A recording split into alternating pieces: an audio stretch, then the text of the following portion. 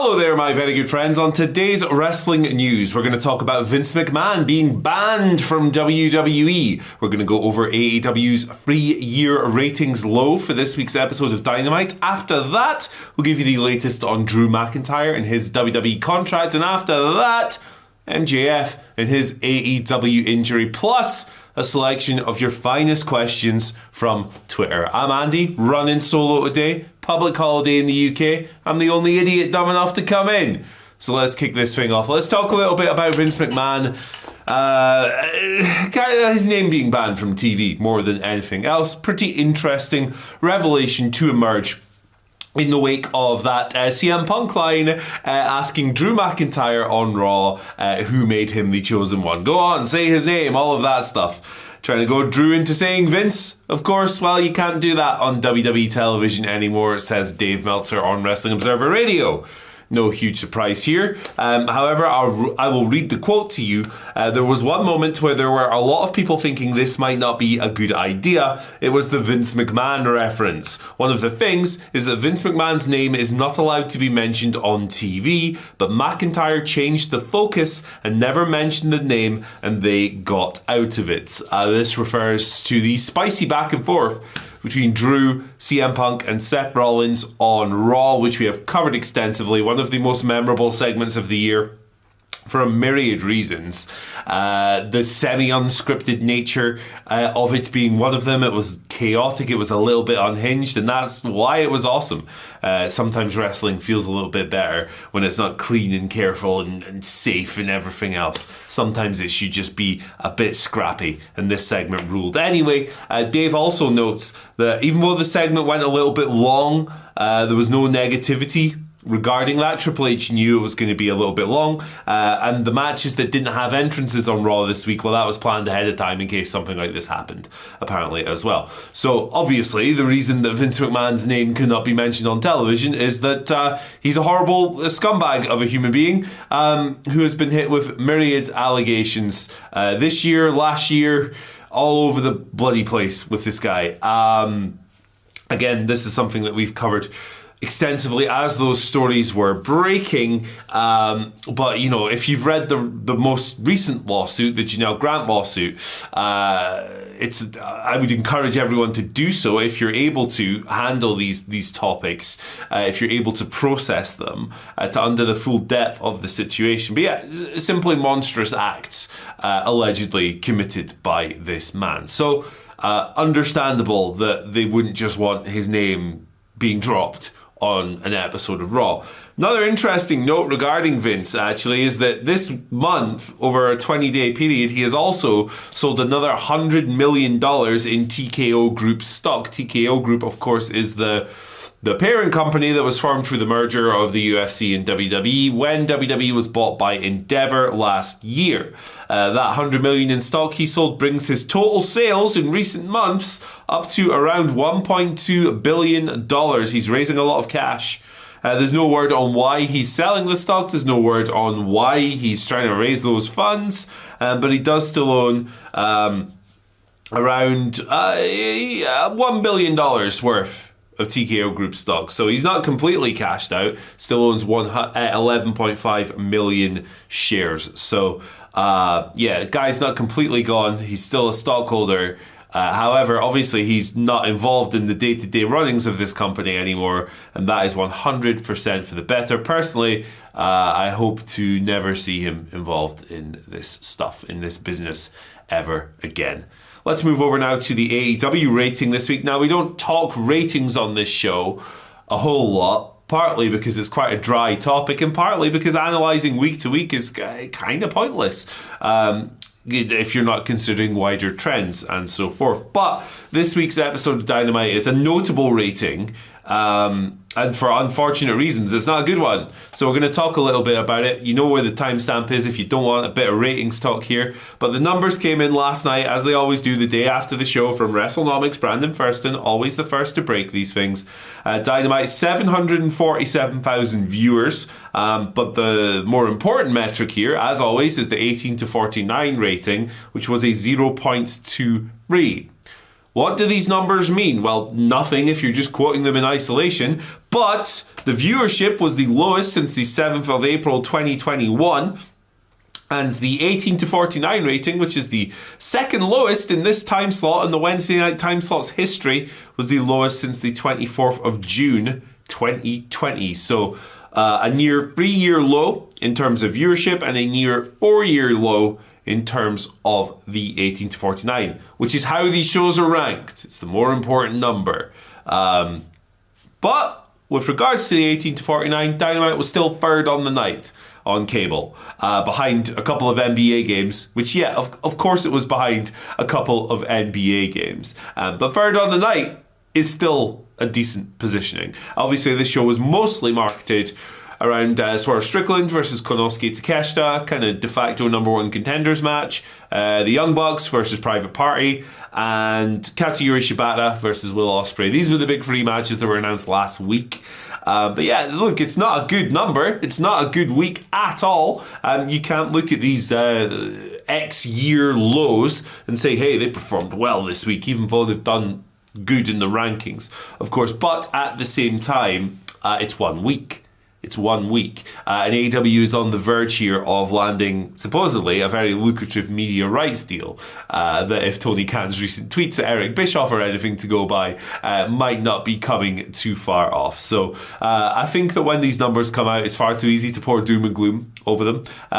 It's 1 week. It's a trend. It's not a trend yet. We'll see how they come.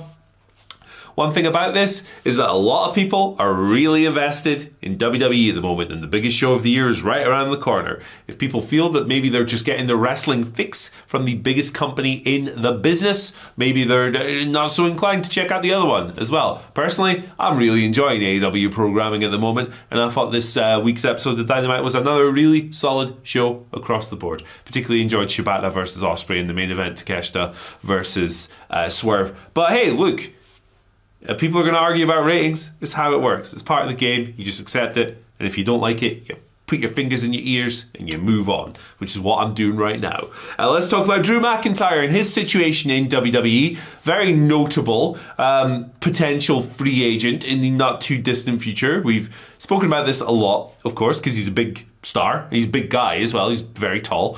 But Dave Meltzer, again, on Wrestling Observer Radio, had another update here, noting that Drew's deal, not Deals Drew, is essentially up at WrestleMania, where he is scheduled to face Seth the Chef Rollins for the World Heavyweight title.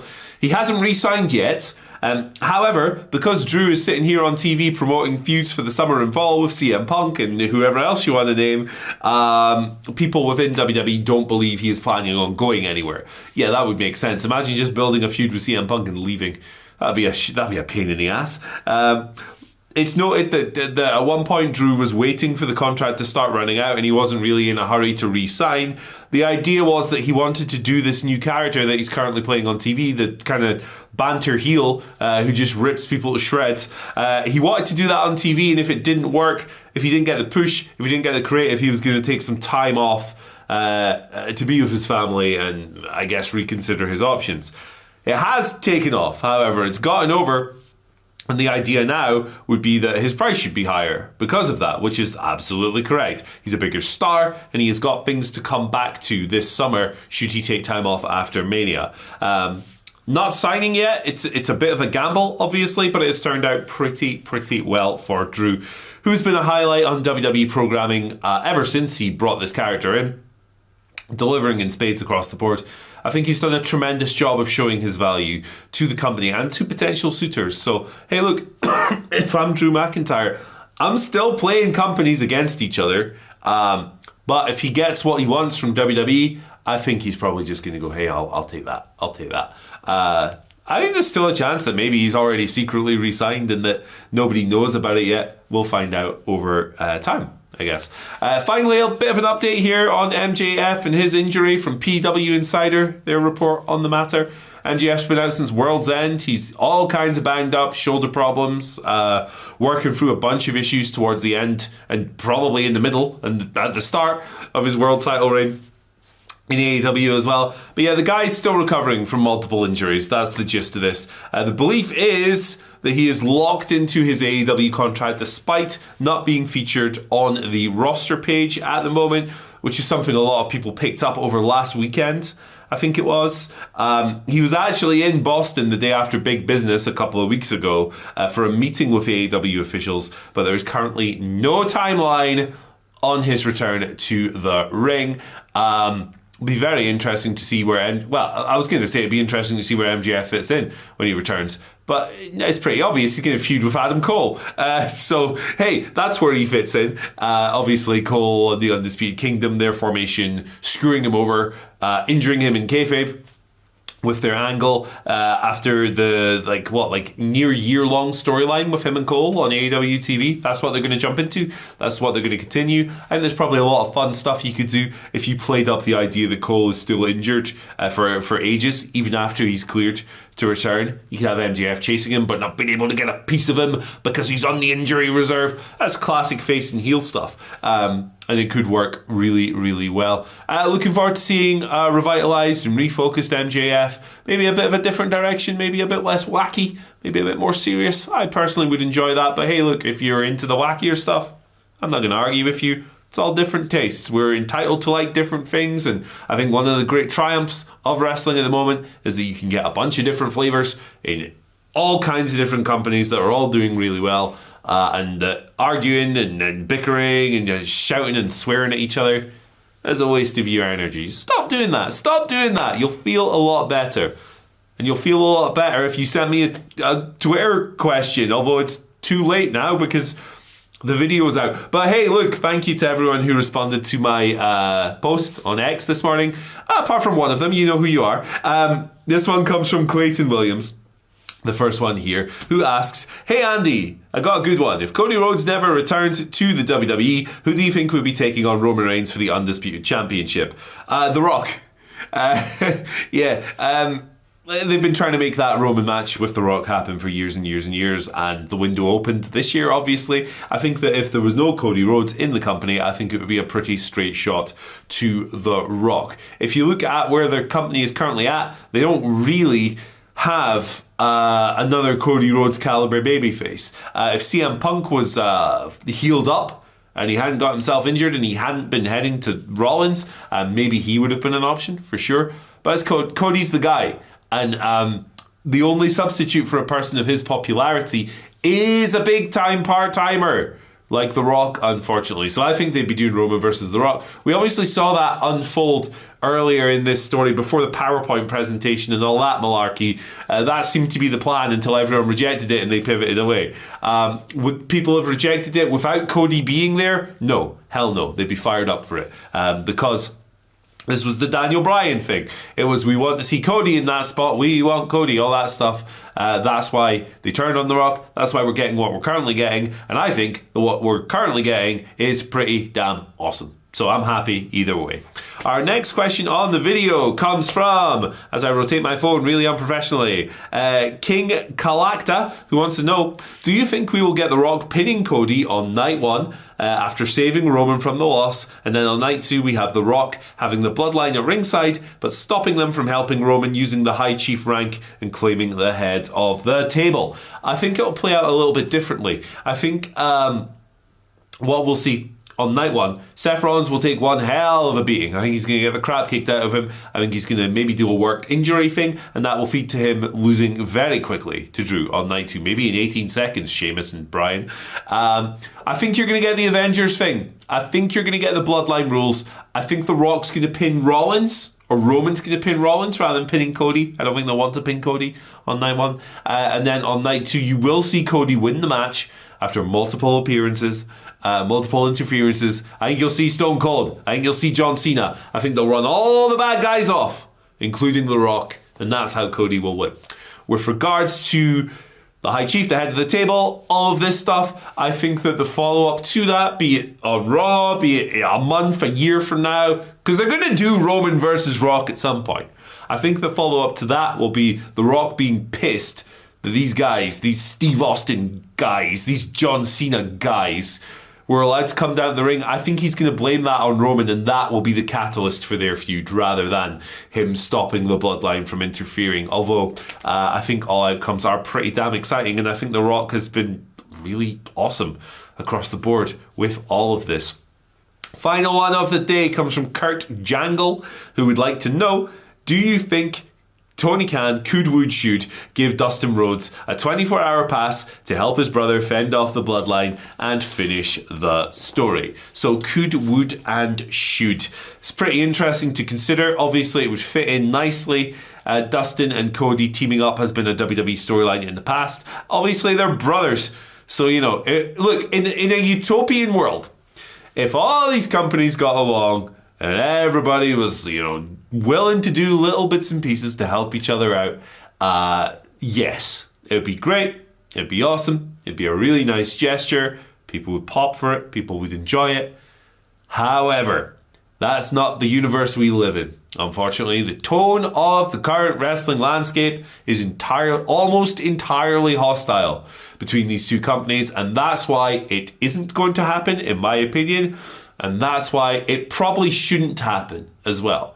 AEW, the most recent example, I guess, unless there's things we don't know about behind the scenes, would be they couldn't use Sting footage from WCW because WWE have the rights to that, and they wouldn't give him it for the retirement. So if WWE is willing to make that move, why would Tony go, yeah, you can have Dustin? Now, obviously, we've seen things like Chris Jericho and Bryan Danielson sending in clips for WWE programming at various points.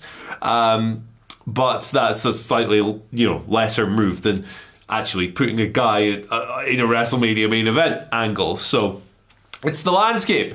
And it's a landscape that has been created by WWE. This has been their attitudes towards American competition for 40 plus years.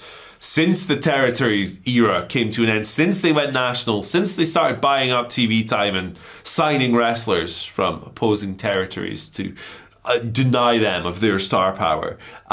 It's how it works. It's the business WWE has created. They are vicious. They are bloodthirsty. Anyone who tells you this isn't a war, well, WWE officials disagree with you, unfortunately. So I like this question a lot because in an ideal world, it would happen and I would love that. But unfortunately, the world we live in is cold. Bear bundle up. Thank you for joining me today. Check out this video right here.